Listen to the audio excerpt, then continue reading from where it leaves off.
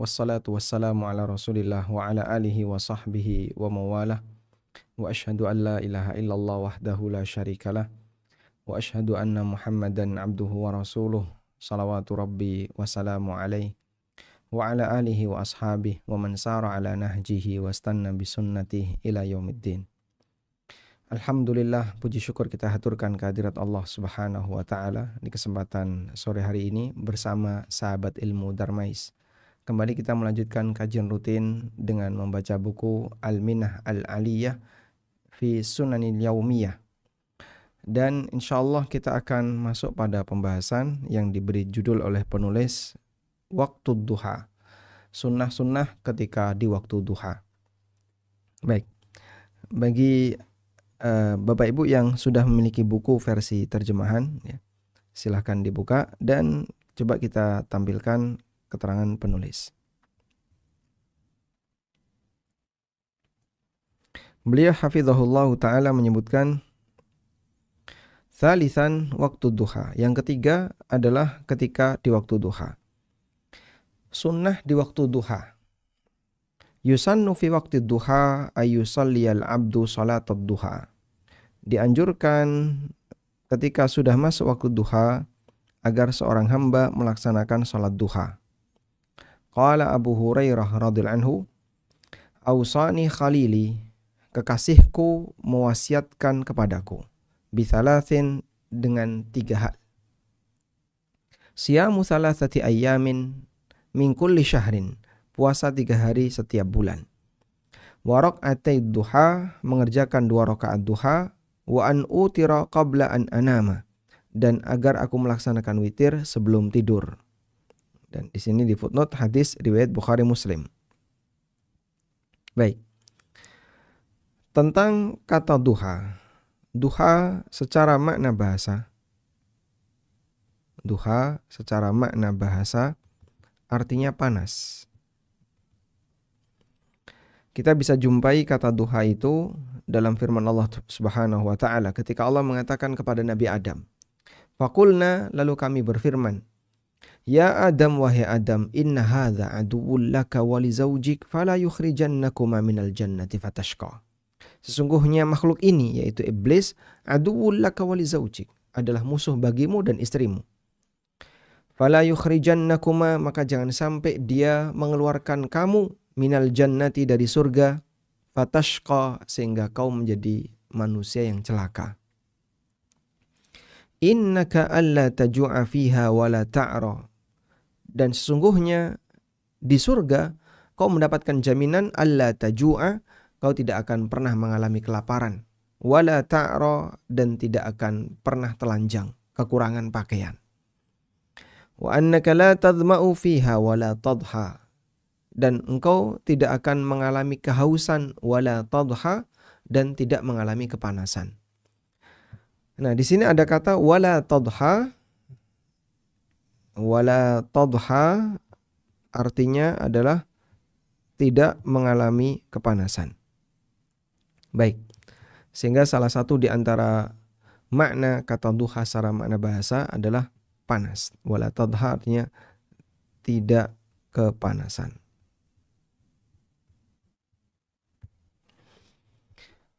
Kemudian, jika kita lihat dalam satu hari,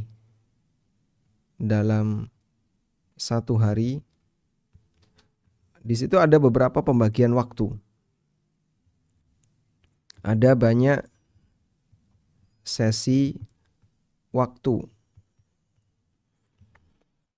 Ada yang disebut dengan waktu fajar. Ini ketika fajar terbit. Itulah waktu subuh. Kemudian pasca waktu fajar ada waktu isfar. Waktu isfar ini ketika semburat kuning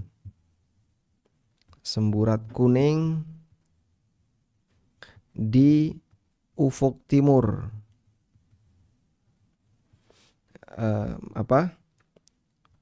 merata menjelang terbit matahari. menjelang terbit matahari.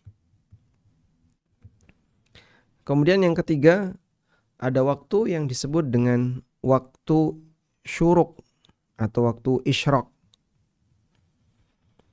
yaitu saat matahari terbit. Waktu isyraq adalah waktu ketika matahari terbit, ya, hingga setinggi 1 tombak. Kemudian ada waktu yang disebut dengan waktu duha. Nah, ini setelah matahari tinggi. Matahari tinggi 1 tombak hingga menjelang istiwa. Waktu istiwa. Kemudian yang kelima, waktu istiwa. Ini saat matahari tepat di atas. Maka bayangan benda tidak condong ke timur maupun ke barat, karena matahari tepat di atas. Yang disebut dengan waktu istiwa. Lalu yang keenam ada waktu zawal. Ini setelah matahari tergelincir. Setelah matahari tergelincir. Dan inilah masuk waktu zuhur.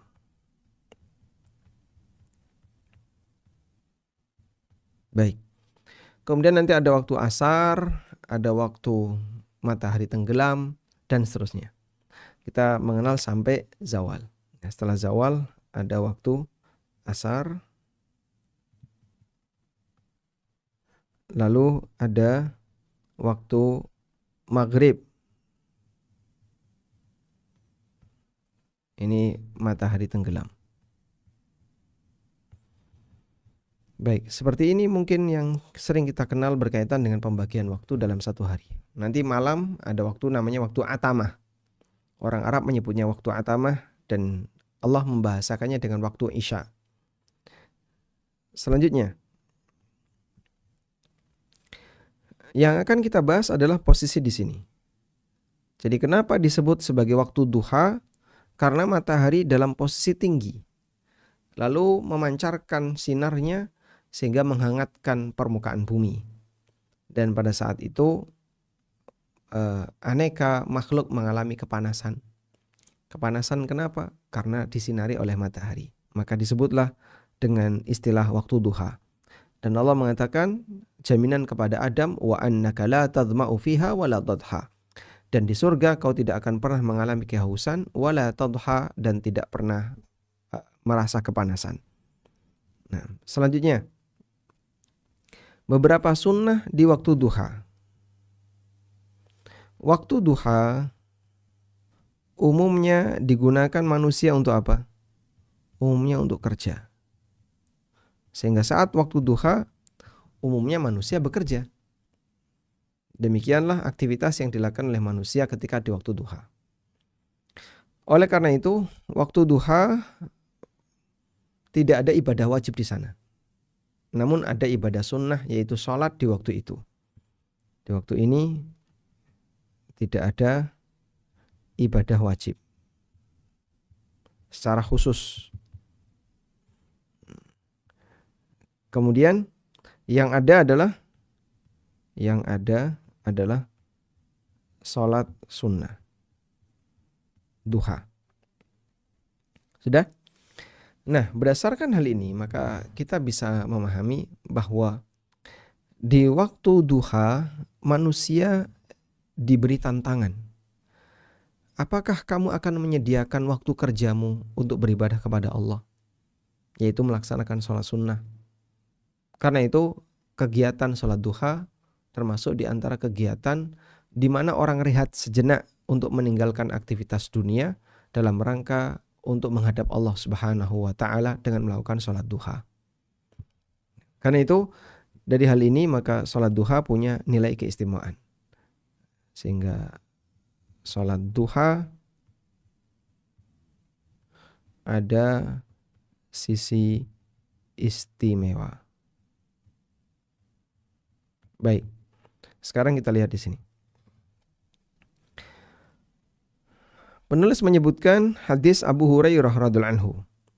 Ausani khalili bithalathin sallallahu alaihi wasallam. Kekasihku yaitu Nabi sallallahu alaihi wasallam mewasiatkan kepadaku.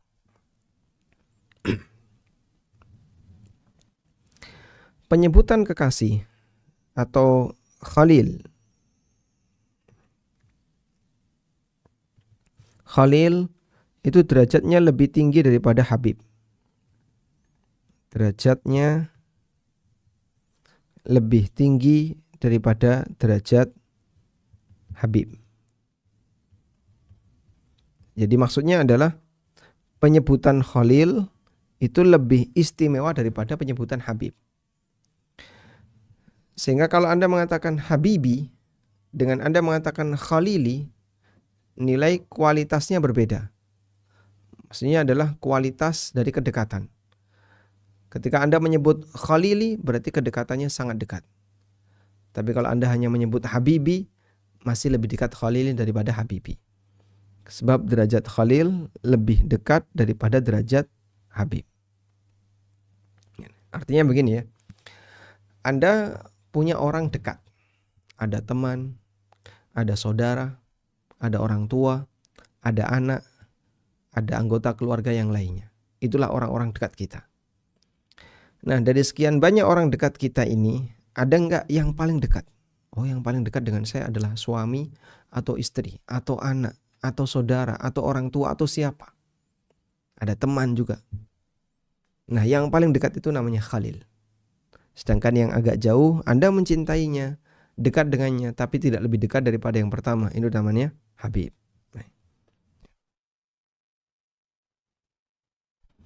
Sehingga ada yang berbeda antara Khalil dengan Habib. Abu Hurairah radhiyallahu anhu memanggil Nabi SAW dengan Khalil. Berarti menunjukkan betapa cintanya Abu Hurairah kepada Rasulullah Sallallahu Alaihi Wasallam. Beliau tidak mengatakan Habib, tapi beliau mengatakan Khalil. Nah, selanjutnya Nabi Sallallahu Alaihi Wasallam dilarang untuk memiliki Khalil. Nabi Sallallahu Alaihi Wasallam tidak boleh memiliki Khalil dari kalangan sahabat, tapi sahabat boleh memiliki Khalil Nabi. Jadi kalau begini nggak boleh. Tapi kalau sebaliknya boleh. Sehingga sahabat mengatakan Khalilku berpesan kepadaku. Itu benar. Tapi Nabi SAW tidak boleh mengatakan Abu Hurairah adalah Khalilku. Karena Khalil Nabi hanya Allah. Karena Khalil Nabi Sallallahu Alaihi Wasallam hanya Allah. Sementara sahabat boleh menjadikan beliau sebagai Khalil. Jadi maksudnya seperti ini. Nabi SAW tidak boleh menjadikan siapapun sebagai orang dekatnya. Terdekat tidak boleh. Yang terdekat hanya Allah. Sudah? Maka beliau tidak boleh menjadikan siapapun sebagai Khalil. Tapi orang lain menjadikan beliau sebagai Khalil, boleh. Dan beliau pernah bersabda, Innallaha attakhadha Ibrahim khalilan kama attakhadha Innallaha attakhadhani khalilan kama attakhadha Ibrahim khalilan. Lalu beliau mengatakan, walau kuntu muttakhidan khalilan lattakhadtu Abu Bakrin khalilan. Lau kuntu muttakhidan khalilan, andaikan saya boleh mengambil Khalil, maka aku akan jadikan Abu Bakar sebagai Khalil. Walakinnahu akhi wa sahibi, tapi beliau adalah saudaraku, teman dekatku. Wa qad takhadallahu sahibakum khalilan, dan Allah telah menjadikan saudara kalian ini, dan yang dimaksud adalah beliau sendiri, khalilan sebagai Khalil. Maka Nabi Muhammad SAW adalah seorang Khalil, ya. Sementara adalah khalil bagi para sahabat, tapi beliau tidak boleh punya khalil di kalangan sahabat. Insya Allah bisa dipahami ya. Jadi kalau beliau menjadikan sahabat sebagai khalil nggak boleh, tapi sahabat menjadikan beliau sebagai khalil boleh. Selanjutnya, Abu Hurairah dipesani oleh Nabi SAW untuk melakukan 3 amalan. Yang pertama, puasa 3 hari setiap bulan. Yang kedua, 2 rakaat duha. Yang ketiga, witir sebelum tidur. Jika kita perhatikan, 3 pesan ini amalan yang sangat sederhana. Jadi di sini ada catatan tentang pesan Nabi SAW untuk Abu Hurairah.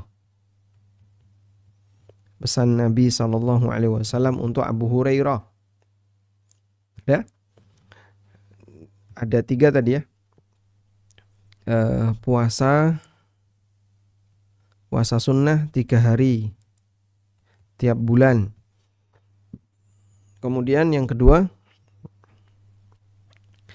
2 rakaat duha. Cuman 2 rakaat. Kemudian yang ketiga, witir sebelum tidur. Dan jika kita perhatikan 3 ini amal ringan. 3 ini amal ringan. Secara umum, puasa 3 hari tiap bulan lebih sedikit daripada Senin Kamis. Kemudian cuman 2 rakaat sholat duha tidak lebih banyak dibandingkan sholat tarawih. Lalu witir sebelum tidur. Jadi semuanya ringan. Kenapa amal ringan? Nah, ini bisa jadi contoh ya. Bagi orang yang sibuk, maka lakukan ibadah ringan. Lakukan ibadah ringan. Ibadahnya Abu Hurairah itu ringan. Karena ibadahnya yang ringan, maka Abu Hurairah radhiyallahu anhu bisa melaksanakan itu tanpa banyak mengganggu kesibukannya. Sehingga ini jadi dalil bahwasanya untuk orang yang sibuk lakukan ibadah ringan. Apa kesibukan Abu Hurairah radhiyallahu anhu? Sehingga di situ beliau dikasih pesan ibadah yang ringan. Di sini ada kesibukan Abu Hurairah. Kesibukan Abu Hurairah diantaranya adalah murajaah hadis. Murajaah hadis. Karena beliau memiliki hadis yang sangat banyak, sehingga harus dijaga dan disampaikan kepada orang lain. Maka kegiatan belajar mengajar yang demikian intensif yang dilakukan oleh Abu Hurairah radhiyallahu anhu, beliau dipesani oleh Nabi SAW agar melakukan ibadah yang ringan, tetap nyambung dengan Allah dalam kegiatan ibadah, namun sifatnya ringan. Wallahu alam. Kemudian Abu Hurairah radhiyallahu anhu dipesani 2 rakaat duha, dan ini menunjukkan bahwasanya 2 rakaat duha itu dirutinkan, dan hadisnya riwayat Bukhari Muslim. Selanjutnya, ulama berbeda pendapat mengenai anjuran salat duha. Ala aqwalin sebagai berikut. Pendapat yang pertama, bahwasanya salat duha dianjurkan ghibban, untuk dilakukan sesekali. Jadi jangan tiap hari. Tapi hari ini salat duha, besok tidak, hari ini salat duha lagi, besok tidak lagi, atau dengan cara gimana agar salat duha tidak tiap hari. Mereka berdalil dengan hadis Abu Sa'id Al-Khudri radhiyallahu anhu, beliau menceritakan, "Kana Rasulullah sallallahu alaihi wasallam yusalli duha hatta naqula la yada'uha wa yada'uha hatta naqula la yusalliha." Rasulullah SAW mengerjakan salat duha. Saking rajinnya sampai kami komentar, kayaknya beliau tidak pernah meninggalkannya. Wa yada'uha, dan Nabi SAW kadang meninggalkan salat duha, hatta naqula, sampai kami mengatakan la yusalliha. Nabi SAW tidak pernah melakukannya. Berarti kan lama. Saking seringnya salat duha sampai semua sahabat berkomentar, pasti Rasulullah SAW itu tidak pernah meninggalkan salat duha. Saking rajinnya. giliran tidak sholat. Sampai mereka komentar, kayaknya beliau nggak pernah sholat duha. Qala anhu Ad-Daruqutni, kata Ad-Daruqutni, atau di sini ada keterangan wa huwa dhaifun, hadisnya dhaif. Karena dalam sanadnya ada Atiyah bin Sa'id Al-Aufi. Qala anhu Ad-Daruqutni, Ad-Daruqutni mengatakan tentang perawi itu, yaitu Atiyah bin Sa'ad Al-Aufi, muddaribul hadis, wa qala Adz-Dzahabi mujma'un ala dha'fihi. Adz-Dzahabi mengatakan ulama sepakat kalau ini adalah dhaif. Baik. Maka hadis di atas statusnya hadis yang dhaif. Al-qaulu tsani, pendapat yang kedua, annaha laysat bimasyru'atin. Salat duha itu tidak disyariatkan. Mereka berdalil dengan hadis Aisyah radhiyallahu anha. Ma ra'aitu Rasulullah sallallahu alaihi wasallam sabbaha subhatad duha wa inni la usabbihuha. Kata Aisyah, aku tidak pernah melihat Rasulullah sallallahu alaihi wasallam mengerjakan salat sunnah duha, tapi aku ingin mengerjakannya. Ini perkataan Aisyah. Sehingga beliau, Aisyah radhiyallahu anha, melakukan aktivitas semacam ini, yaitu beliau melaksanakan salat duha. Wa jaa indal Bukhari aidan, dan disebutkan dalam Sahih Bukhari, wa huwa muwarriqul ujli. Dan yang dimaksud di sini adalah dari seorang ulama tabi'in namanya Muwarriq al-Ujli. Qala qultu li Ibni Umar, aku pernah menyampaikan kepada Ibnu Umar, atusallid duha, apakah Anda mengerjakan salat duha? Qala la, jawab Ibnu Umar, tidak. Kalau Umar bagaimana? Qala la, kata Ibnu Umar, tidak. Qultu fa Abu Bakrin, kalau Abu Bakar gimana? Qala la, Abu Bakar juga tidak. Qultu fan Nabi, lalu bagaimana dengan Nabi sallallahu alaihi wasallam? Qala la ikhaluhu ay la adhunnuhu. Lalu Anas mengatakan, aku tidak pernah menduga beliau melakukan salat duha. Aku tidak menduga beliau melakukan salat duha. Masya Allah. Sehingga di sini sahabat menyampaikan bahwa beberapa khulafaur rasyidin mereka tidak salat duha. Tapi kita pahami seperti ini. Jadi ini ada hadis yang mengatakan iya, ada hadis yang mengatakan tidak. Nah, terus yang benar gimana? Kalau masih bisa dikompromikan, kita kompromikan. Sekarang kita baca dulu. Al-qaulu tsalits, pendapat yang ketiga, annahu yusannu ayyusalliyad duha, dianjurkan untuk melaksanakan salat duha idza lam yakumil laila, kalau dia belum bangun malam. Misalnya ketiduran. Wa amma in qamal lail, tapi kalau dia sudah tahajud di waktu malam, fa innahu la yusallid duha, maka dia tidak perlu salat duha. Wakhtarahu Syekhul Islam Ibnu Taimiyah. Ini adalah pendapat Syekhul Islam Ibnu Taimiyah. Sehingga salat duha itu sekali, kalau sudah dikerjakan di waktu pagi, maka nanti siang walaupun longgar tidak mengerjakan lagi. Wal qaulur rabi', pendapat yang keempat, annaha tuf'alu li sababin minal asbab, bahwa salat duha ini tuf'alu li sababin minal asbab, dikerjakan kalau ada sebab. Dikerjakan kalau ada sebab. Karena Nabi SAW mengerjakannya ketika ada sebab. Seperti baru pulang safar, atau berhasil menaklukkan kota Mekah, atau beliau mengunjungi rumah masyarakat tertentu. Sebagaimana disebutkan dalam hadis Idban radhiyallahu anhu, muttafaq alaih, wa idyanuhu masjid Quba, demikian pula Nabi SAW datang ke Masjid Quba, wa nahwu dzalika waqtarahu Ibnu Qayyim, dan juga yang semisal dengan itu, dan pendapat ini diambil oleh Ibnu Qayyim. Wallahu alam. Wal adhar, wallahu alam, dan yang lebih tepat adalah anna salat duha sunnatun mutlaqon, bahwa salat duha adalah sunnah yang mutlak. Wa huwa qaulu aktsari ahli ilmi rahimahumullah, dan itu merupakan pendapat mayoritas ulama rahimahumullah. Wa ikhtarahu Syekhuna Ibnu Utsaimin, dan yang diambil oleh guru kita yaitu Syekh Ibnu Utsaimin. Baik.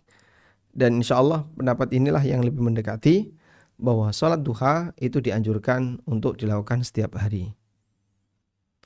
Nah, lalu penulis menyebutkan beberapa dalil untuk menguatkan pendapat yang keempat tadi, atau pendapat yang pertama ya, menganjurkan sholat duha secara mutlak. Mereka mengambil dalil sebagai berikut. Wa yadullu alaihi, dan di antara dalilnya adalah hadis Abu Hurairah radhiyallahu anhu yang tadi sudah kita baca. Ausani khalili bithalathin, kekasihku mewasiatkan kepadaku tentang 3 hal, yaitu puasa thalathati ayyamin min kulli syahrin, 3 hari setiap bulan, 2 rakaat salat duha, dan witir sebelum tidur. Wa aidon dan ausa biha an-nabiy, Nabi SAW juga mewasiatkan dengan pesan yang sama kepada Abu Darda sebagaimana disebutkan dalam riwayat Muslim, dan juga dipesankan kepada Abu Dzar sebagaimana diriwayatkan dalam Sunan An-Nasa'i. Wallahu alam. Jadinya keberadaan wasiat Abu Hurairah radhiyallahu anhu yang juga menjadi wasiat bagi Abu Darda dan bagi Abu Dzar radhiyallahu anhu adalah jenis ibadah yang sebenarnya cukup ringan untuk kelas Abu Hurairah, tapi demikianlah ibadah yang ringan ini akan mengantarkan kepada yang lebih serius. Sebab Abu Hurairah punya amalia apa? Suka menghafal dan murajaah hadis. Baik.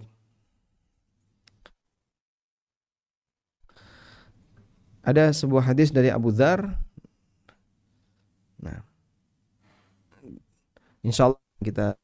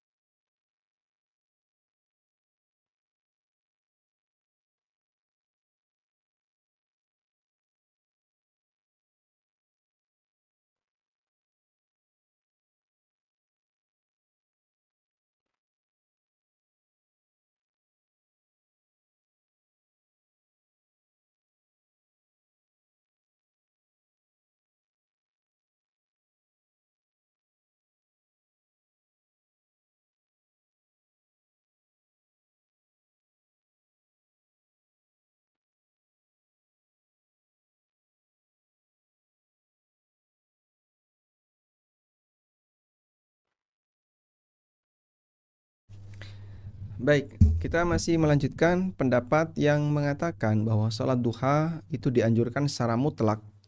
Artinya tidak harus ada ketentuan. Kalau bagi mereka yang tidak tahajud atau sholat duha dilakukan ketika pulang safar karena sebab tertentu dan seterusnya. Yang lebih tepat, sholat duha dianjurkan untuk dilakukan tiap hari. Sekarang kita baca hadis Abu Dzar radhiyallahu anhu. Jundub bin Junada. Nabi SAW pernah bersabda, Yusbihu ala kulli sulama min ahadikum sadaqatun. Setiap ruas tulang kalian di waktu pagi wajib untuk disedekahi. Fakullu tasbihatin sadaqah, setiap tasbih bernilai sedekah. Wa kullu tahmidatin sadaqah, setiap tahmid bernilai sedekah. Wa kullu tahlilatin sadaqah, setiap tahlil bernilai sedekah. Wa kullu takbiratin sadaqah, setiap takbir bernilai sedekah. Amar ma'ruf itu sedekah, nahi mungkar juga sedekah. Wa yujzi'u min dzalika rak'atani yarka'uhuma minad duha. Dan itu semuanya bisa digantikan dengan 2 rakaat yang dikerjakan di waktu duha. Kita lihat di footnote nomor 1, hadis riwayat Muslim. Baik. Yang dimaksud dengan as-sulama adalah al-'idham al-munfasil ba'duha an ba'd. Tulang yang menjadi penyambung antara satu dengan yang lain, ruas-ruas tulang. Sehingga di sini menunjukkan keutamaan besar dari salat duha. Karena itu ada sebuah keterangan yang disampaikan oleh Ibnu Utsaimin. setiap ruas tulang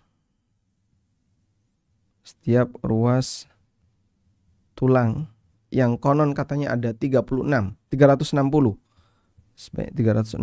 tulang. Dan itu disebutkan dalam hadis, namun bukan riwayat Muslim, riwayat yang lain.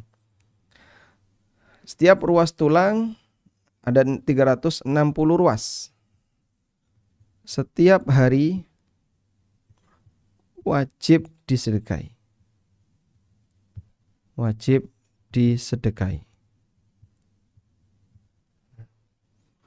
Sudah? Lalu Nabi SAW menyebutkan ada banyak cara untuk sedekah.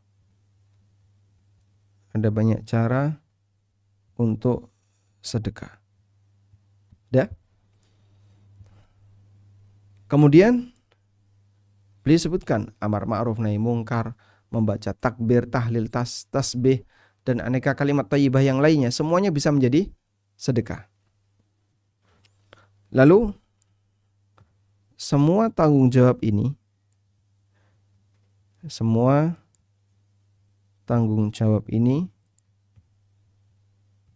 menjadi gugur jika kapan jadi gugur? Jika seseorang melakukan sholat duha. Jika seseorang melaksanakan sholat duha.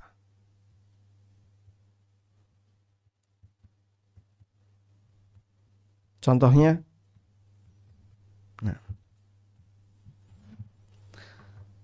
contohnya seperti ini. Si A di hari itu tidak sholat duha. Dia membaca tasbih, tahlil, tahmid, total dalam sehari mungkin ada 360 kali. Bahkan lebih. Dalam sehari dia membaca kalimat-kalimat thayyibah lebih dari 360. Sudah? Karena dia tidak sholat duha, maka kalimat thayyibah yang dia baca tadi untuk kafarah atas dia tidak sholat duha. Untuk kafarah ruas-ruas tulangnya. Jika seseorang tidak sholat duha, maka semua amal ketaatan, semua amal ibadah dijadikan sebagai kafarah untuk kesalahannya. Jika seseorang tidak sholat duha, maka semua amal ibadah jadi kafarah untuk kesalahannya. Tapi jika seseorang sholat duha, maka amalnya jadi simpanannya. Jadi tabungan amalnya. Maka amalnya bisa jadi tabungan.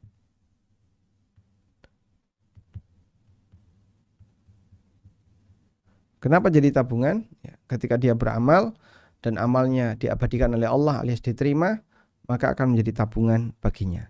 Sementara sholat duha ini yang menggantikan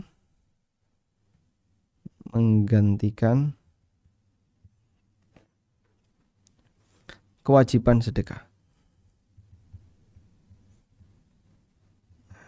Baik.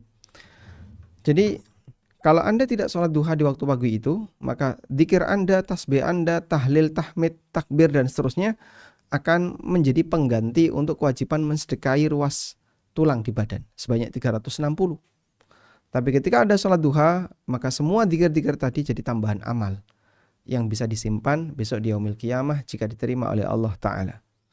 Wallahu a'lam.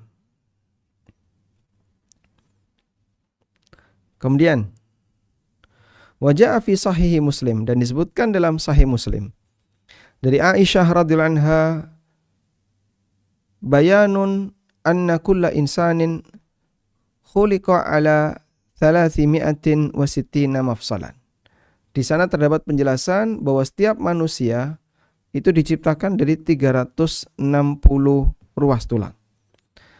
Wa anna man jaa bihadzal adad, dan bahwa yang bisa mendatangkan jumlah ini minas sadaqat berupa sedekah, fa innahu yamshi yauma idzin wa qad zuhziha nafsuhu an nari jahannam. Maka di pagi itu dia bisa bebas sementara dia tebus dirinya di neraka jahanam.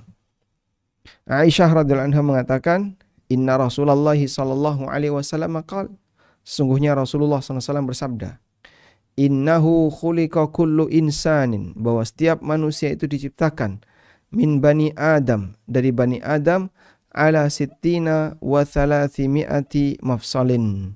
Wa thalathimi'ati mafsilin. Bahwa manusia diciptakan dari bani Adam dan memiliki 360 ruas tulang. Faman kabbarallah, siapa yang membaca takbir, wa hamidallah, membaca tahmid, wa hallalallah, membaca tahlil, wa sabbahallah, membaca tasbih, beristighfar, wa azala hajaran an tariqin nas, atau dia nyingkirkan gangguan dari jalan, au syaukatan, atau ranting berduri, au azman, atau tulang, an tariqin nas, dari jalur manusia,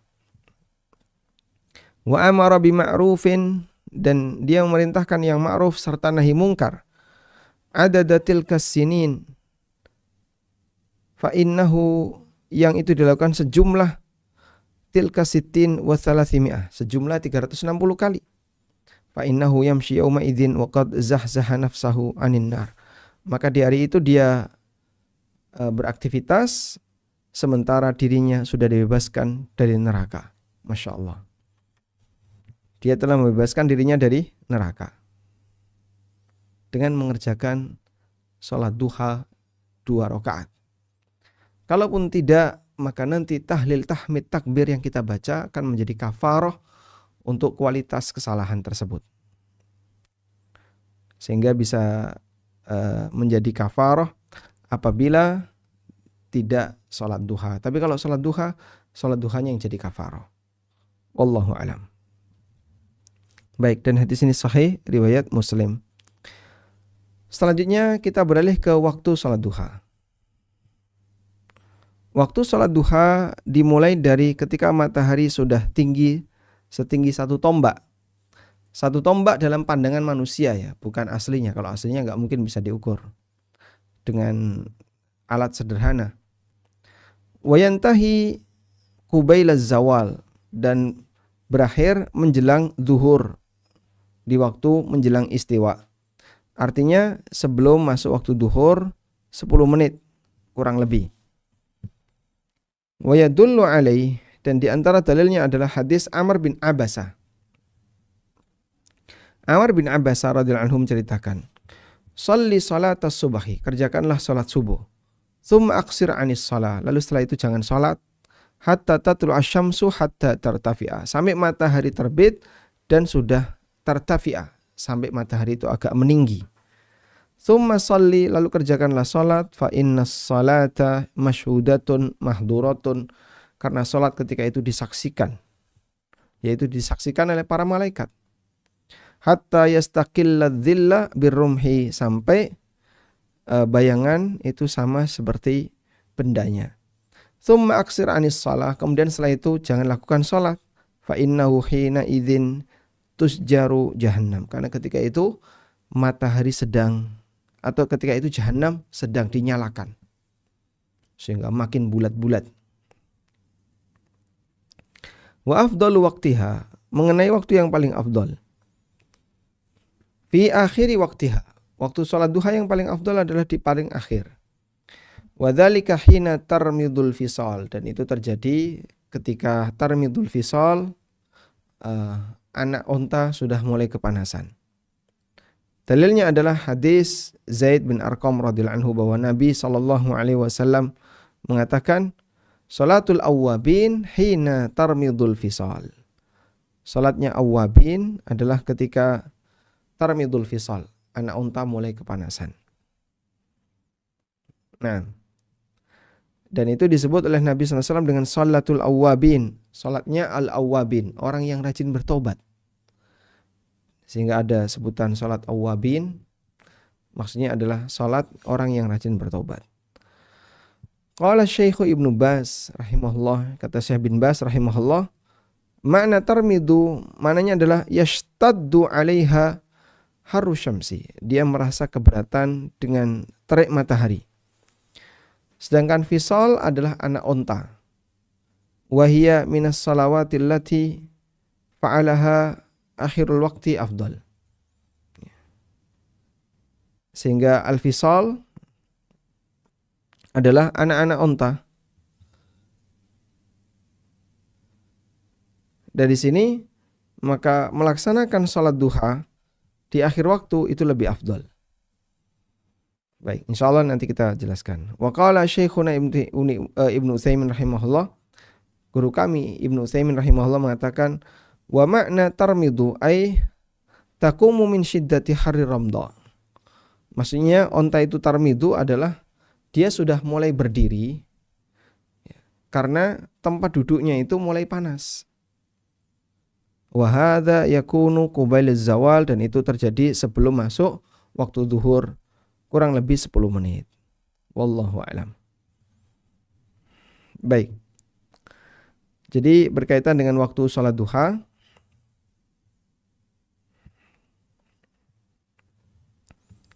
waktu duha. Kalau waktu duha rentangnya adalah dari matahari. Dari sejak matahari meninggi 1 tombak. Lalu ada perjalanan panjang. Ya. Matahari meninggi 1 tombak, kemudian sampai di rentang tertentu adalah menjelang istiwa. Menjelang istiwa. Istiwa tadi ya, matahari tepat berada di atas. Maka di rentang ini adalah waktu duha. Di rentang ini waktu duha. Lalu yang jadi pertanyaan, jika di rentang itu adalah waktu duha, boleh enggak atau di posisi mana sholat duha itu yang paling afdol? Yang paling afdol ternyata adalah di bagian ini. Bagian ini paling afdol. Kenapa paling afdol di situ? Sholat di sini kenapa paling afdol? Karena berdasarkan nas tadi ya, bahwa Nabi SAW mengatakan sholatul awwabin, sholatnya orang yang rajin bertobat. Maka untuk bisa mendapatkan status rajin bertobat, diantaranya adalah rajin sholat awwabin. Nah, ini disebut dengan sholat awwabin.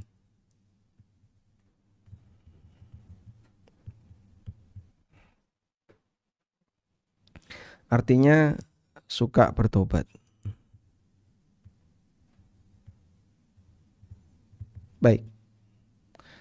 Maka manusia awwabin adalah manusia yang rajin bertobat. Innallaha yuhibbut tawwabin wa yuhibbul mutatahhirin. Allah menyukai orang yang rajin bertobat dan Allah menyukai orang yang rajin bersuci. Selanjutnya, kenapa di bagian akhir ini paling afdol? Kenapa yang paling afdol? Karena di sini di waktu awwabin, karena di waktu awwabin itu manusia berada di puncak sibuk. Manusia berada di puncak sibuk urusan dunia. Maka yang kerja lagi kerja, yang dagang lagi dagang. Nah, tiba-tiba ada orang yang mendekat kepada Allah untuk sholat. Maka orang ini istimewa karena dia melakukan ibadah di waktu di mana umumnya manusia berada di puncak kesibukan urusan. Wallahu a'lam. Baik, kita lanjutkan. Fadluha, mengenai keutamaan salat duha. Annaha wasiyatun Nabi sallallahu alaihi wasallam li ba'di sahabah. Salat duha merupakan wasiat Nabi SAW untuk sebagian sahabat seperti Abu Hurairah tadi. Demikian pula pesan kepada Abu Darda, Abu Dzar dan yang lainnya. Dan Nabi SAW apabila berpesan kepada seseorang, maka beliau berpesan untuk seluruh umatnya. Meskipun waktu itu yang menerima adalah satu orang. Sebagaimana perintah beliau, sama statusnya sebagaimana larangan beliau. Wa huwa muwajjahun li jamil ummah, artinya ini harus dijalani oleh seluruh masyarakat. Hatta ya'tiya dalilun yadullu alal khususiyah, sampai datang dalil yang menunjukkan alal khususiyah, yang menunjukkan keistimewaan atau yang dikecualikan. Wala dalila huna fa wasiyatun li jami'il ummah, dan tidak ada dalil di sini sehingga ini menunjukkan bahwasanya wasiat ini berlaku untuk seluruh umat. Beliau tidak mengkhususkan ke siapa, enggak ada. Berarti untuk kembali ke umat. Yang kedua, bahwa salat duha ta'dilu 360 sadaqatan. Salat duha itu senilai dengan 36 kali bersedekah. Sebagaimana disebutkan dalam hadis Abu Dzar yang telah kita jelaskan. Kemudian keutamaan yang lain dengan salat duha menunjukkan bahwasanya hamba adalah orang yang awwab. Artinya punya besar harapan di sisi Allah Ta'ala. Terutama idza shallaha fi waqtihal afdal. Ketika dikerjakan di waktu yang paling afdal. Wa huwa akhirul waqti, yaitu di akhir waktu sebagaimana disebutkan dalam hadis Zaid bin Arqam. Dan bahwasanya salat duha itu mahduratun masyhuda, disaksikan oleh para malaikat sebagaimana disebutkan dalam hadis Amr bin Abasa. Kata An-Nawawi rahimahullah, sabda Nabi SAW bahwasanya salat itu disaksikan dan dihadiri, maksudnya adalah dihadiri oleh para malaikat, sehingga lebih cepat untuk dikabulkan doanya. Wa husulur rahmah, dan orang mendapatkan limpahan rahmat. Wallahu alam. Kemudian di sini ada catatan. Diriwayatkan oleh Ahmad dan Abu Dawud dari Nu'aim bin Hammar. Beliau menceritakan, aku mendengar Rasulullah SAW pernah bersabda, Allah berfirman, wahai ibnu Adam, la tu'jisni min arba'i raka'atin fi awwali naharika akfika akhirahu. Wahai Bani Adam, janganlah kalian merasa lemah untuk mengerjakan 4 rakaat di awal siang. Maka akan aku cukupi kebutuhanmu di akhir siang. Dan diriwayatkan oleh At-Tirmidzi dari hadis Abu Darda, Abu Dzar, bahwasanya Rasulullah SAW meriwayatkan Allah Ta'ala berfirman, hadis qudsi, wahai ibnu Adam, lakukanlah ruku' 4 kali ruku' min awwalin nahar, dari sejak pertama, akfika, laksanakanlah 4 rakaat di waktu pagi, maka akan aku cukupi kamu di waktu sore. Apa yang dimaksud cukupi 4 rakaat? Para ulama beda pendapat yang dimaksud dengan 4 rakaat tersebut. Fadzahaba ba'duhum, sebagian mengatakan 4 rakaat itu adalah 2 rakaat, yaitu salat duha. Wadzahaba ba'duhum, dan sebagian ada yang mengatakan bahwa yang dimaksud 4 rakaat di situ adalah salat fajar 2 rakaat dan salat qobliyah subuh 2 rakaat. Maka siapa yang mengerjakan qobliyah subuh 2 rakaat dan salat subuh 2 rakaat, Allah jamin sampai sore orang ini tidak akan mengalami kelaparan. Qala Ibnu Qayyim, atau orang ini akan dicukupi oleh Allah di akhir dari hari itu. Ibnu Qayyim mengatakan, aku mendengar Syekhul Islam Ibnu Taimiyah pernah mengatakan, 4 rakaat ini adalah fajar dan salat sunnah fajar. Kata Asy-Syaukani, qila, ada yang mengatakan, yuhtamal, bisa jadi maksudnya adalah fardus subhi wa rakaatul fajri. 2 rakaat di waktu fajar dan 2 rakaat salat subuh. Li'anna hiya allati fi awwalin nahari hakikatan, karena salat itu yang dikerjakan pada waktu pagi yang sejatinya.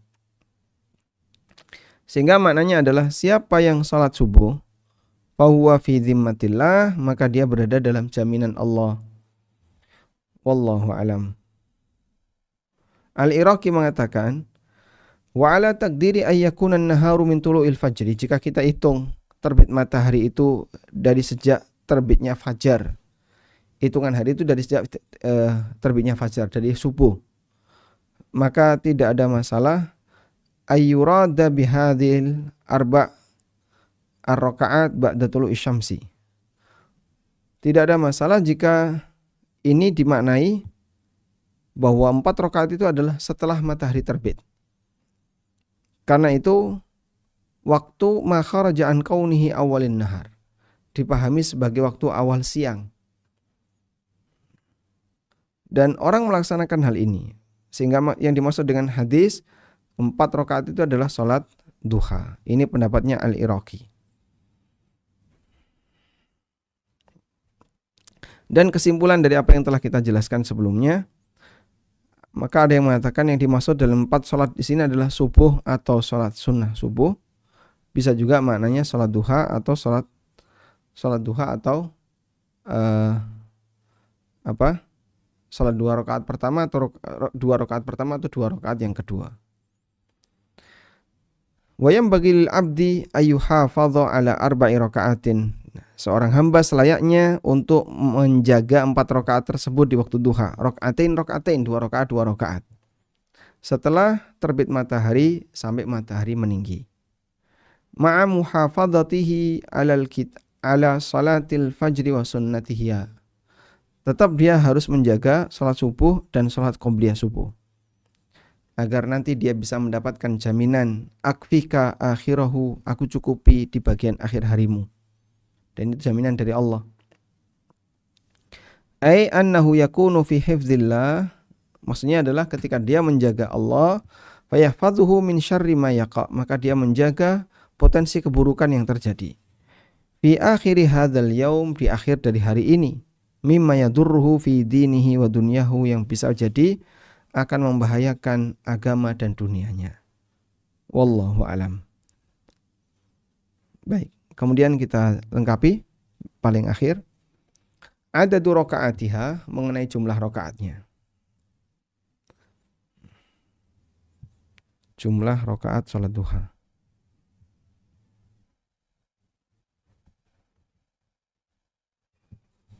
Kalau jumlah minimal 2 rakaat. Kalau jumlah maksimal, berapa jumlah rakaat maksimal? Coba kita lihat di sini. Jumlah rakaat paling sedikit adalah 2 rakaat. Berdasarkan hadis Abu Hurairah radhiyallahu anhu yang diriwayatkan oleh Bukhari Muslim, "Awsani khalili bi thalathin." Khalilku menyampaikan pesan kepadaku dengan 3 hal, dan di antaranya yang beliau sebutkan adalah 2 rakaat salat duha. Wa amma aktsaru salatid duha fas sahih, sehingga dominan salat duha dipasang seperti ini itu sahih. Annahu la hadda li aktsariha, bahwa tidak ada batasan untuk berapa jumlah salat duha. Maka di sini kita tulis kalau jumlah rakaat duha yang minimal 2 rakaat, kalau maksimal tidak ada batasan.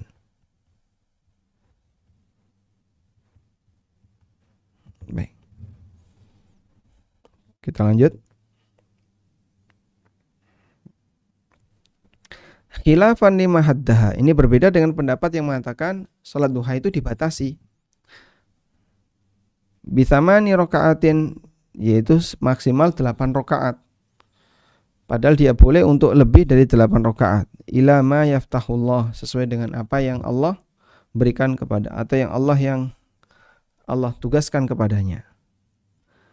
Sehingga kalau bisa 8 rakaat silahkan. Bisanya 5 rakaat, oh enggak mungkin, ganjil enggak bisa. 6 rakaat bisa. Kalau 5 enggak bisa. Berdasarkan hadis Aisyah radhiyallahu anha, bahwasanya Rasulullah SAW salat duha 4 rakaat, dan beliau bisa nambahkan sesuai yang dikehendaki. Wallahu alam.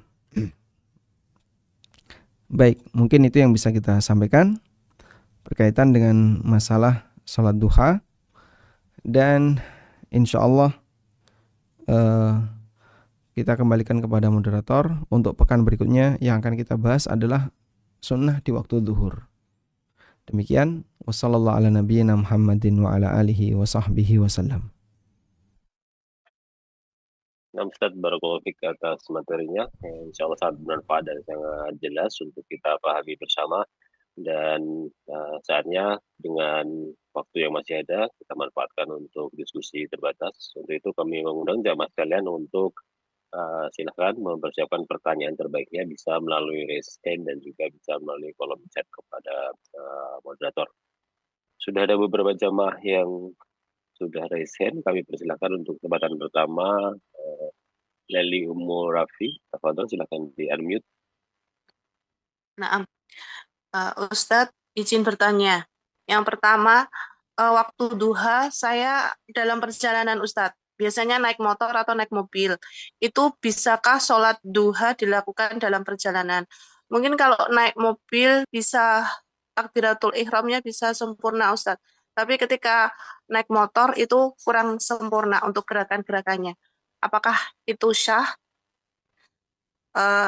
Terus yang kedua, ketika sholat awal duha itu 2 rakaat. Habis itu boleh disambung langsung 12 rakaat atau nanti dibagi Ustadz waktunya. Misalnya awal duha 2, terus nanti tengah, terus nanti waktu yang afdol duha gitu.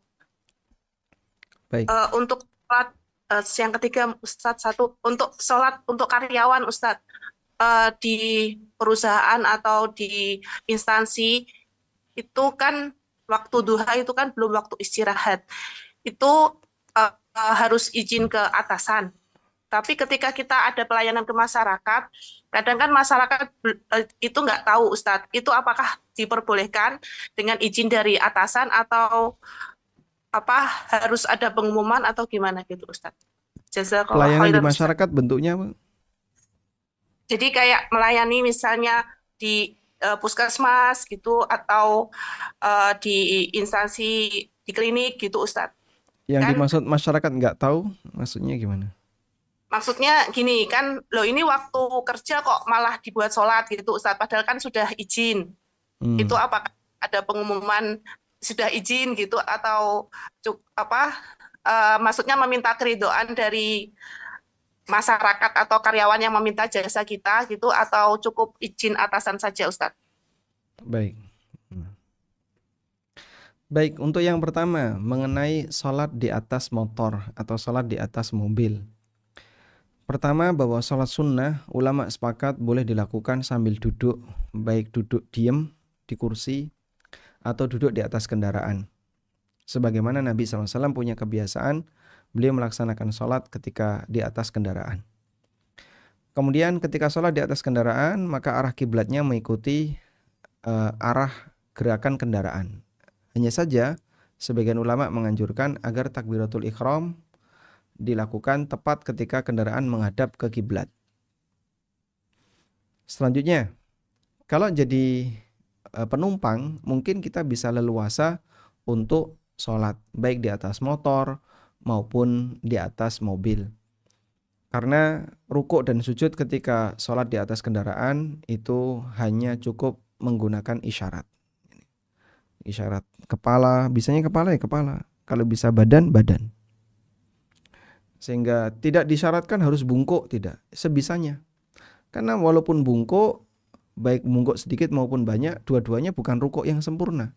Ini rukuk isyarat, karena dia sholatnya sambil duduk.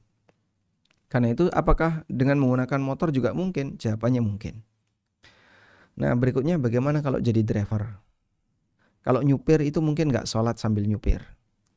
Saya pernah tanyakan ini kepada salah satu pengajar di Masjid Nabawi, namanya Dr. Muhammad Al-Yubi.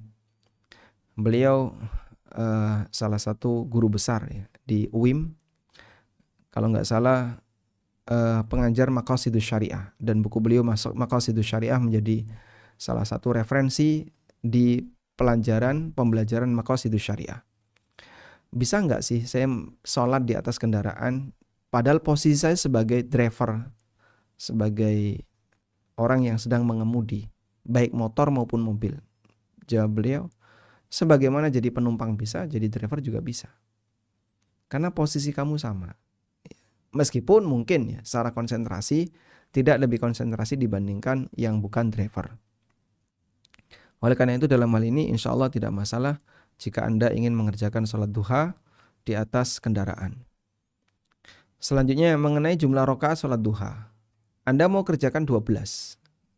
Apakah 12 itu harus terpisah-pisah atau boleh disatukan? Dua-duanya boleh. Disatukan boleh, terpisah boleh. Sehingga Anda misalnya kerjakan 2 rakaat sebelum berangkat kerja, nanti 2 rakaat lagi, 2 rakaat lagi, 2 rakaat lagi di banyak waktu, silahkan.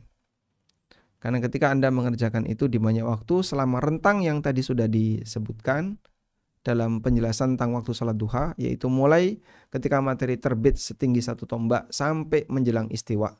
Di rentang ini Anda mengerjakan sholat sebanyak-banyaknya silahkan, yang penting genap dan tidak boleh ganjil. Karena ganjil itu hanya ada di malam hari. Kemudian yang ketiga, berkaitan dengan posisi Anda sebagai petugas.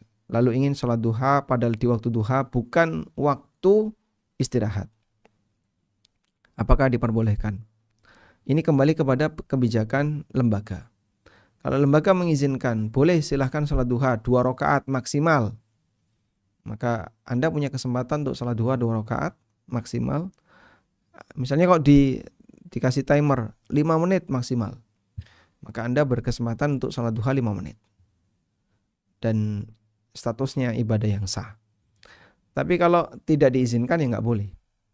Karena jam itu adalah haknya kantor, sehingga Anda seharusnya sholat duha sebelum masuk jam kantor. Bagaimana kalau tugas luar? Seperti kasus tadi. Atasan mengizinkan, tapi pihak masyarakat yang dilayani kadang mereka ngomong di belakang. Ini waktunya kerja kok malah sholat. Ya, mungkin nanti bisa dijelaskan secara langsung ke mereka jika ada potensi obrolan seperti itu. Tapi kalau sekiranya itu ganggu, ini sibuk sekali. Kalau sibuk sekali sih jangan ditinggalkan untuk sholat duha. Selesaikan dulu baru kemudian nanti sholat duha. Wallahu a'lam. Nah, barakallahu fiik Ustaz atas jawabannya dan mudah-mudahan bisa dipahami oleh penanya dan untuk kita semua. Sehingga kami berikan kesempatan selanjutnya untuk jemaah yang sudah register kembali yang kedua, silakan. Khadijah di BSP, silakan di-unmute. Assalamualaikum warahmatullahi wabarakatuh, Ustadz. Waalaikumsalam warahmatullahi wabarakatuh. Izin bertanya, Ustadz, itu yang puasa tiga hari dalam 1 bulan itu, apakah boleh diacak? Misalnya tidak harus 13, 14, 15. Dan pertanyaan kedua yang utamanya mana afdolnya, witir sebelum tidur atau nanti setelah tahajud, Ustadz? Assalamualaikum warahmatullahi wabarakatuh. Waalaikumsalam warahmatullahi wabarakatuh. Baik.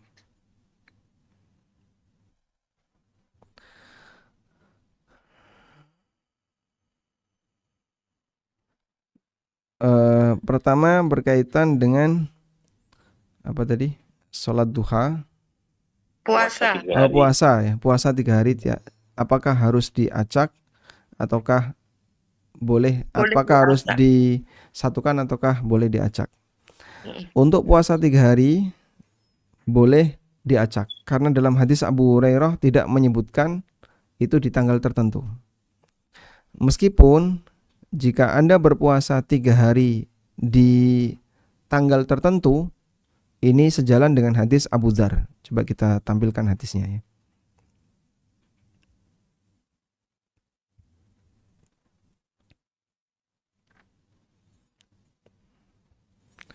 Berkaitan dengan puasa tiap bulan ada 3 hadis yang berbeda. Pertama hadis Abu Hurairah radhiyallahu anhu, riwayat Bukhari Muslim. Dalam hadis Abu Hurairah beliau bercerita bahwa kekasihku yaitu Rasulullah SAW mewasiatkan kepadaku untuk melakukan 3 hal jangan sampai aku tinggalkan sampai mati, yaitu puasa 3 hari selama setiap bulan. Saumu salasati ayyamin min kulli syahrin. Puasa 3 hari tiap bulan. Dan di sini Abu Hurairah tidak menyebutkan berturut-turut ataukah harus bergandengan. Yang jelas pokoknya 3 hari tiap bulan. Kemudian hadis yang kedua dari Abdullah bin Amr bin As radhiyallahu anhuma. Beliau terkenal ahli puasa. Kemudian Nabi SAW berpesan, wa inna bihasabika antasuma kulla syahrin, cukup bagi kamu untuk berpuasa setiap bulan salasata ayyamin 3 hari. Fa innalaka bikulli hasanatin asyru amthaliha, karena kau akan mendapatkan 10 kali lipat dari setiap kebaikan yang kau kerjakan. Ini pesan Nabi SAW kepada sahabat Abdullah bin Amr. Kemudian kepada sahabat Abu Dzar, Nabi SAW pernah berpesan kepada beliau, idza sumta syai'an, kalau kamu ingin puasa minasyahri dalam 1 bulan, fasum, maka kerjakan puasa thalatha asyrata wa arba'a asyrata wa khamsa asyrah. Kerjakan puasa di tanggal 13, 14, 15. Nah, berarti yang menunjukkan dalil bahwa dianjurkan puasa di Ayyamul Bid adalah hadis Abu Dzar. Yang menunjukkan dalil dianjurkan puasa di Ayyamul Bid adalah hadis Abu Dzar radhiyallahu anhu. Sedangkan di hadis Abu Hurairah tidak menyebutkan. Maka Anda boleh puasa secara terpisah 3 hari tadi, boleh juga berturut-turut di Ayyamul Bid. Dan kalau di Ayyamul Bid lebih afdol karena mengamalkan 2 hadis. Hadis Abu Hurairah dan hadis Abu Darda. Wallahu a'lam. Dan hadis Abu Dzar maksud saya. Selanjutnya berkaitan dengan apa tadi? Sholat witir, Ustaz. Sholat witir sebelum tidur, mana yang lebih afdol, sebelum tidur atau di waktu malam? Tergantung Anda bisa bangun atau tidak sebelum subuh. Kalau bisa bangun sebelum subuh, maka yang afdol sholat witir dikerjakan di akhir malam. Tapi kalau khawatir nggak bisa bangun sebelum subuh, maka Anda bisa sholat witir sebelum tidur. Wallahu a'lam. Nah, Ustaz, barakallahu fiik atas jawabannya, dan kalau jelas juga bisa dipahami oleh kita semua. Selanjutnya masih kesempatan selanjutnya kami berikan kepada Neneng Umur Rizki, silahkan di-unmute. Assalamualaikum Ustaz. Assalamualaikum. Waalaikumsalam warahmatullahi wabarakatuh. Barakallahu Anda mau fiik. tanya Ustaz, itu satu tombak pandangan mata itu kira-kira sebelum duhurnya itu 15 menit apa 7 menit Ustaz untuk ini apa terakhir sholat duha? Yang pertama yang pertama yang satu Ustaz. Yang kedua yang Anda mau tanya Ustaz, ini Ustaz, misalkan boleh tidak kita sholat witirnya tapi setelah Isya itu kan ada sholat sunnah dulu Ustaz ya. Habis Isya ada sholat sunnah. Nah terus kalau misalkan anak itu menambahkan sholat malamnya 2 rakaat, terus ditambah sholat witir, apakah itu boleh? Yang ketiga Ustaz, apa anak mau tanya ini Ustaz. Mengenai ini Ustaz, jangan engkau tinggalkan untuk seumur hidup itu kalau bisa berpuasa pada hari itu. Pada hari itu juga menengok orang sakit, pada hari itu juga melihat orang meninggal. Ana lupa postingannya itu maksudnya gimana Ustaz, katanya bisa masuk surga. Tapi wallahu alam, jazakallahu khairan Ustaz. Bapak.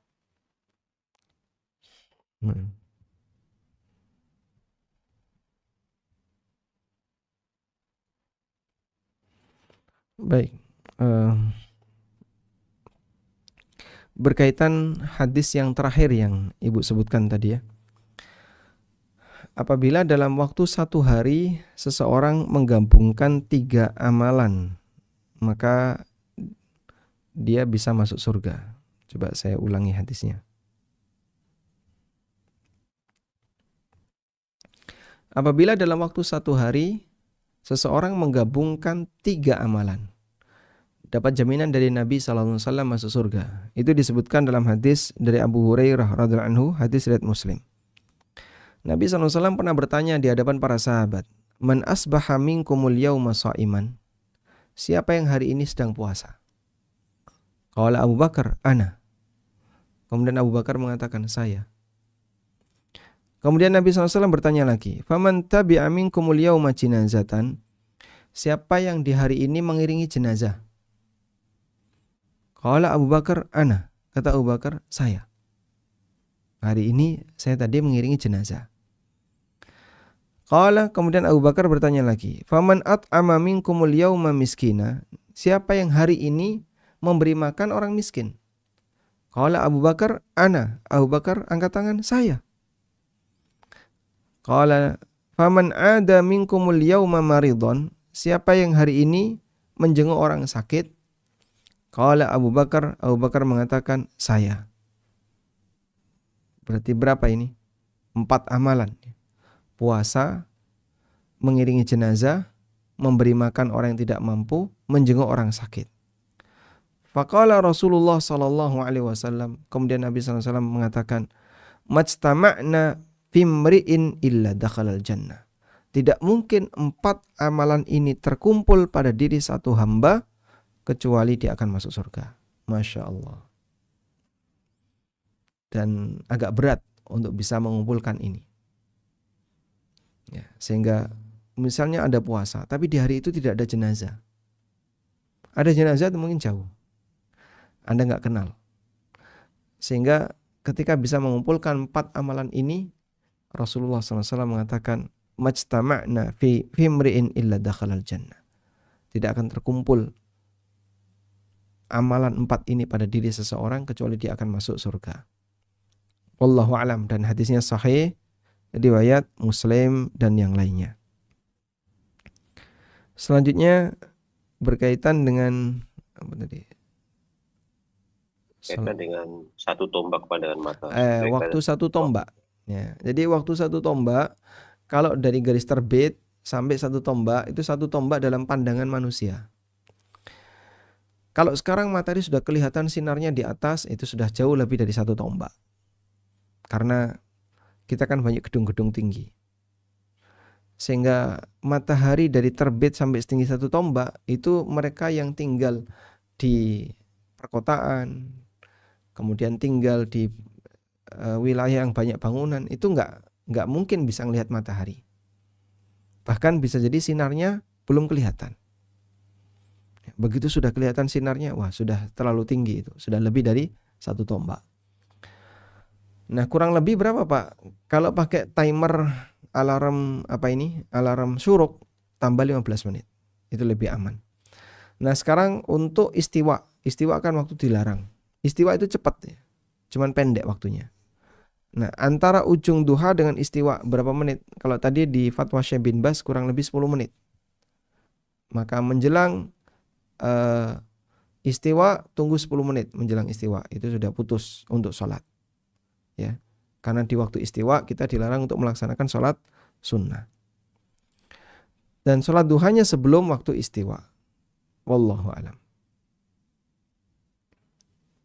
Satu lagi yang berkaitan dengan sholat witir, Ustaz, yang setelah isya kan ada sholat sunnah, kemudian sholat sunnah dulu, terus baru dilanjutkan dengan sholat witir. Sholat sunnah dulu maksudnya gimana?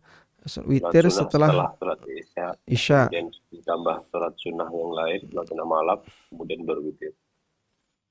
Beliau mau witir sebelum isya, setelah isya, sebelum tidur. Setelah isya. Berarti sholat isya, ba'diyah isya, terus witir. Begini? Ada ditambah sholat sunnah tadi, sholat sunnah setelah ba'diyah isya. Oh boleh, misalnya sama seperti taraweh. Selesai ba'diyah isya, Anda sholat taraweh beberapa rakaat. Sehingga Anda misalnya mau melakukan seperti itu, selesai ba'diyah isya, terus sholat lagi, terus sholat lagi, terus sholat lagi, terus witir, silahkan. Wallahu a'lam. Nah, insyaallah jelas. Jazakallahu khair atas jawabannya. Masih ada 3 penanya lagi yang question, mudah-mudahan silakan. Masih cukup waktu. Kami persilahkan selanjutnya karena yang Azmi Atifah. Silakan, ya Azmi, apa dulu? Bismillah, Assalamualaikum warahmatullahi wabarakatuh. Waalaikumsalam Semoga Allah warahmatullahi selalu wabarakatuh. menjaga Ustadz, keluarga, tim SID, dan seluruh kaum muslimin. Amin ya rabbal alamin. Amin. Izin bertanya Ustadz, saya pernah mendengar bahwa sholat syuruk yang pahalanya seperti haji dan umroh kalau tidak salah, dan itu termasuk sholat duha di awal waktu. Manakah yang lebih afdol dari yang Ustadz sampaikan tadi, dari waktu sebelum waktu istiwa atau yang di awal waktu?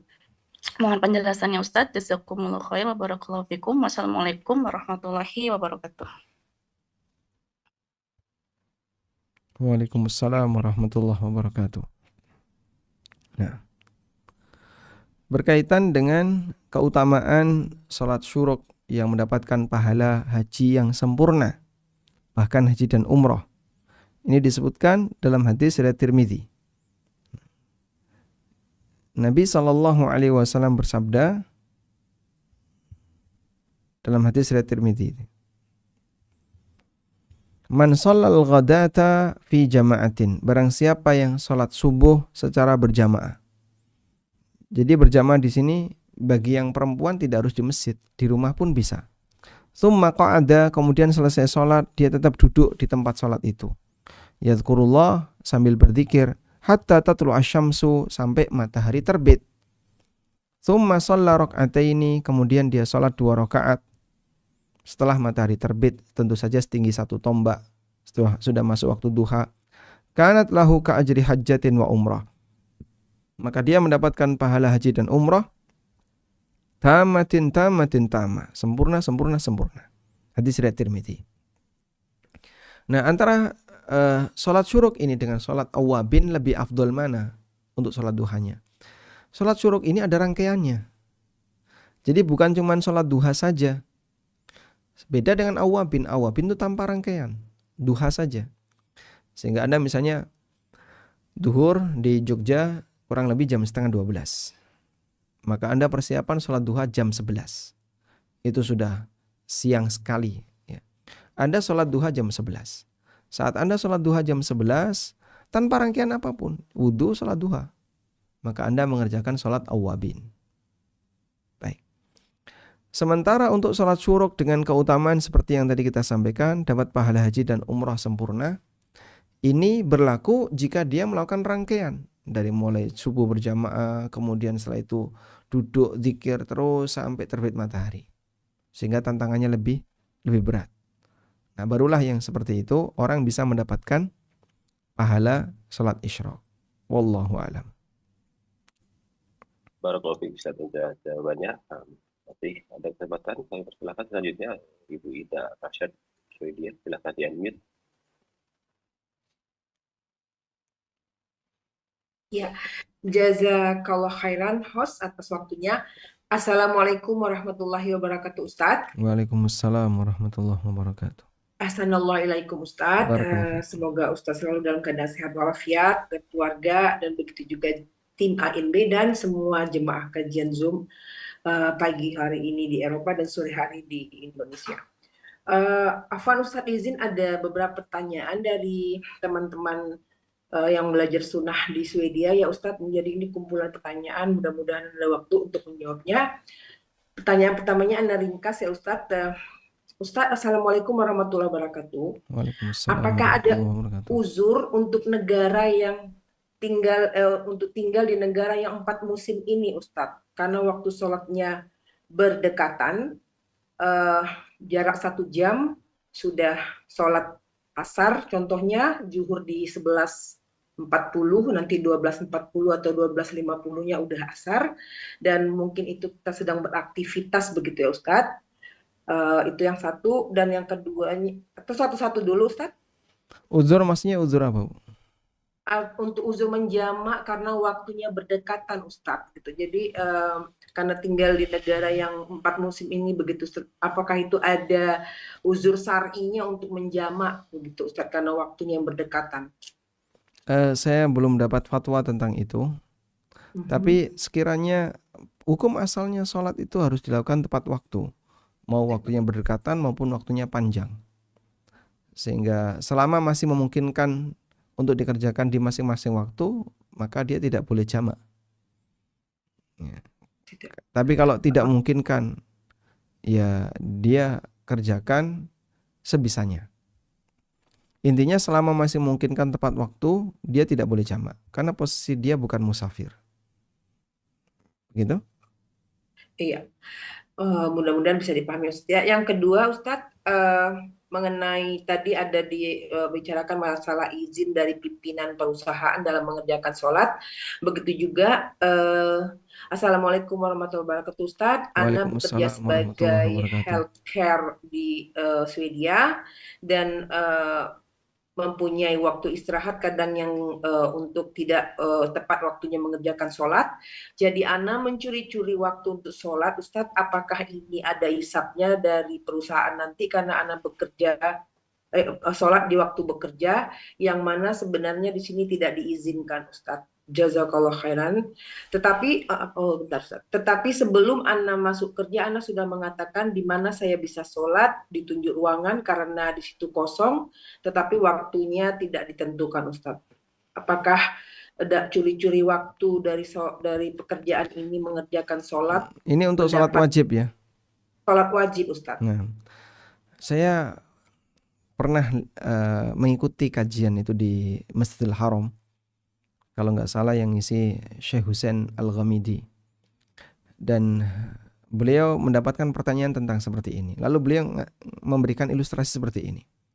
Kalau Anda bekerja, lalu Anda mau ke toilet untuk buang air kecil maupun besar, sehingga butuh waktu yang panjang. Untuk buang air besar minimal anggaplah 10 menit. Apakah perlu izin atasan? Kita Tidak, sepakat Ustadz. tidak. Loh kenapa nggak izin atasan? Ya karena itu kebutuhan dasar manusia. Karena kalau harus izin nunggu nelpon atasan dulu, persetujuan atasan, itu pun kalau bisa cepat dapat izin. Kalau enggak gimana? Wah bisa berbahaya. Sehingga karyawan satu kantor kayak gitu semuanya bisa berbahaya. Sehingga alasan bahwasanya dia tidak perlu izin adalah sebab dia sedang menunaikan hajat manusia. Dan ibadah wajib juga hajat manusia. Maka dalam posisi ini walaupun nggak dapat izin, dia diperbolehkan untuk melakukannya secara muamalah, dan yang keliru dalam hal ini adalah atasannya.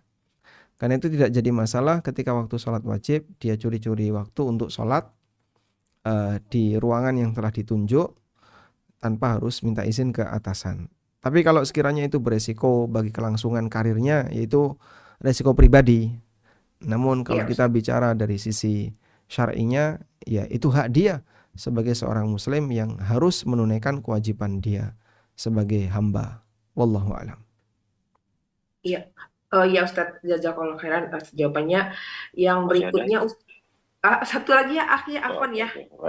Afwan, saat ini kebetulan dari teman-teman yang di Swedia, Ustadz tadi tentang zikir sholat duha yang Allahumma firli wa tub alayya innaka antat tawwabur rahim 100 kali. Apakah ini hadisnya sahih dan apakah bacanya harus selesai sholat duha duduk atau bisa dilakukan sambil beraktivitas?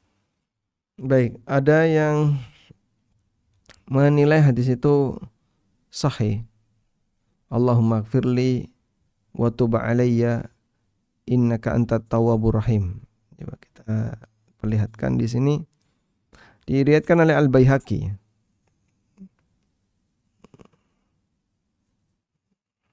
Di sini.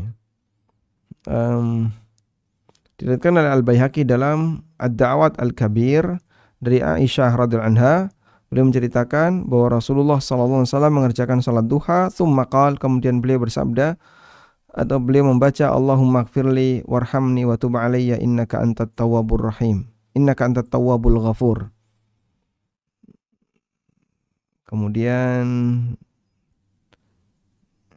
ini kalau ini di majelis ya, dan tidak menceritakan salat duha. Jadi kalau kita anggap itu adalah sebuah hadis yang bisa diterima, maka statusnya adalah hadis dari Aisyah radhiyallahu anha. Tapi saya sendiri bukan ahli hadis dalam hal ini, nggak tahu bagaimana penilaiannya, sehingga kalaupun taklid, insya Allah kita bisa ngikuti yang menilai hadis itu sebagai hadis yang hasan. Wallahu a'lam. Jazakallah khairan Ustadz, barakallah host. Assalamualaikum warahmatullahi wabarakatuh. Waalaikumsalam warahmatullahi wabarakatuh. Baik, kesempatan satu lagi mungkin. Jemaah sudah reaction kembali, silahkan. Leni Haloho, silahkan di-unmute. Assalamualaikum Pak Ustadz, Assalamualaikum Waalaikumsalam Pak Hos. warahmatullahi wabarakatuh. Saya mau bertanya mengenai puasa Pak Ustadz. Puasa yang 3 hari sama puasa kita kalau sudah terbiasa melakukan puasa Senin dan Kamis. Mana yang lebih utama kita pilih salah satu, misalnya saya puasa 3 hari aja dalam sebulan, atau satu lagi puasa Senin dan Kamis, atau kita gabungkan, bagaimana Pak? Mana yang lebih utama jika saya memilih salah satu itu, atau kalau saya gabungkan boleh nggak Pak? Terima kasih Pak Ustadz. Masya Allah. Barakallahu fikum. Makin banyak makin bagus. Nabi SAW menyebutkan as-sawmu la ya'diluhu syai'. Amalan puasa itu nggak ada tandingannya. Karena berat amalan ini. Orang meninggalkan apa yang menjadi hasrat dia sejak kecil, sejak bayi, yaitu mengkonsumsi sesuatu. Oleh karena itu makin banyak makin bagus. Sehingga kalau Anda bertanya mana yang lebih baik, Senin Kemis ataukah 3 hari, ataukah digabung, ya jawabannya digabung. Sehingga Anda bisa Senin Kemis plus 3 hari. Maka jadinya bukan 3 hari lagi, banyak hari dalam waktu 1 bulan. Terus gabungnya gimana? Senin, kemudian Selasa, Rabu puasa, Kemis puasa. Nanti mungkin Jumat Anda bisa puasa lagi. Kemudian Ahad Anda bisa puasa, Senin puasa lagi. Seperti itu bisa. Atau 3 hari itu Anda taruh di Ayyamul Bid juga bisa. Jadi masalah teknis dalam hal ini bebas. Wallahu a'lam. Boleh satu lagi Pak Ustadz? Nah, Mengenai yang tentang sholat suruk itu yang pahalanya seperti umroh dan haji. Itu kalau kita setelah sholat subuh, kita misalnya masak apa segala macam, lalu sholat suruk itu masuk nggak di situ termasuk Pak Ustadz? jadi syaratnya harus duduk. Nabi SAW mengatakan tsumma qa'ada. Kemudian dia duduk fi musallahu, di tempat sholatnya. Sehingga kalau Anda beraktivitas, mau bersih-bersih, mau masak, ya kesempatan itu jadi gagal. Oke, baik. Terima kasih Pak Ustadz. Nah, baik, demikian yang bisa kita sampaikan, semoga bermanfaat. Wassallallahu ala nabiyyina Muhammadin wa ala alihi wa sahbihi wasallam. Wa akhiru da'wana anil hamdulillahi rabbil alamin. Wassalamualaikum warahmatullahi wabarakatuh.